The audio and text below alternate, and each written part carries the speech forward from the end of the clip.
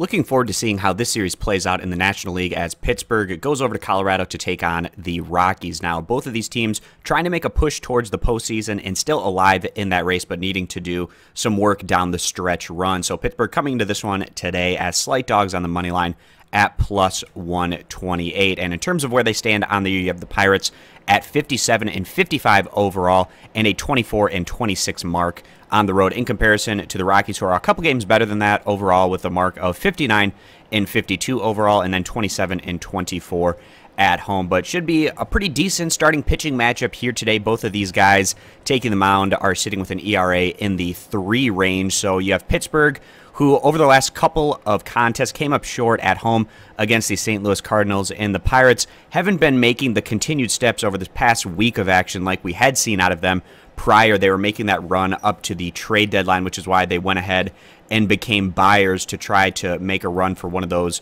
wild card spots. And right now within the NL Central, the Pirates standing in 4th place.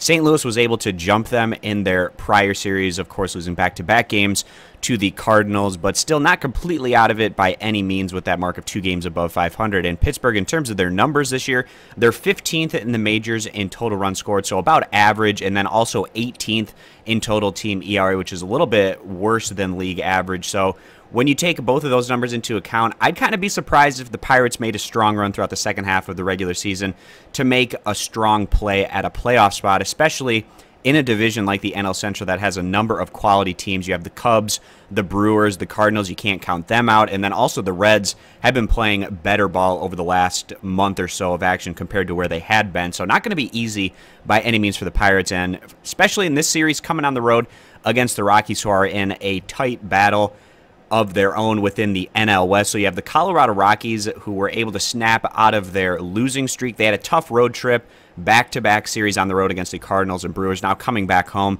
to try to get things back heading in the right direction. And they were able to start that yesterday with a 5-4 win over the Milwaukee Brewers on the road. So now on the year, the Rockies at 59-52 overall puts them 2 games back of the Diamondbacks and Dodgers within the NL West in what is a very close race over there. And then in terms of their numbers, the Rockies, they're 9th in the majors in runs scored, and then not surprising to see them down at 23rd in total team ERA, given the fact that they play out in Coors Field. But one of their guys that has been a great piece in this rotation, that's been 25-year-old lefty Kyle Freeland, who's going to be going out there and making the start. He's posted 22 starts this year, just on a 3.2 ERA, a 1.27 whip, and Freeland, in his last outing, which came on the road against the Cardinals, the Rockies ended up losing at the end of the day. But prior to that, in his previous 5 outings where Freeland made a start, the Rockies were able to go on and win each of those contests. So in general, he's been setting this team up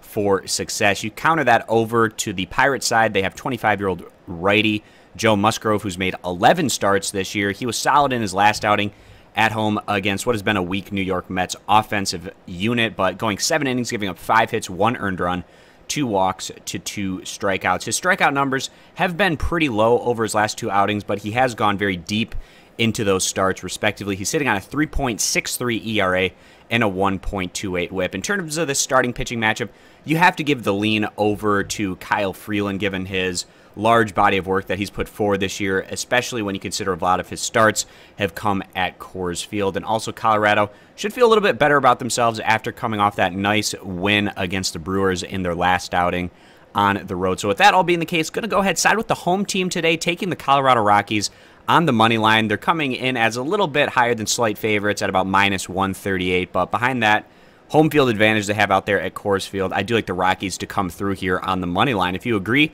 give the video a thumbs up. Disagree, give it a thumbs down. Check out all of our picks for today over at stumpthespread.com. Link down in the video description. Subscribe to our YouTube channel, and we hope to see you guys back here for tomorrow's video. Bye.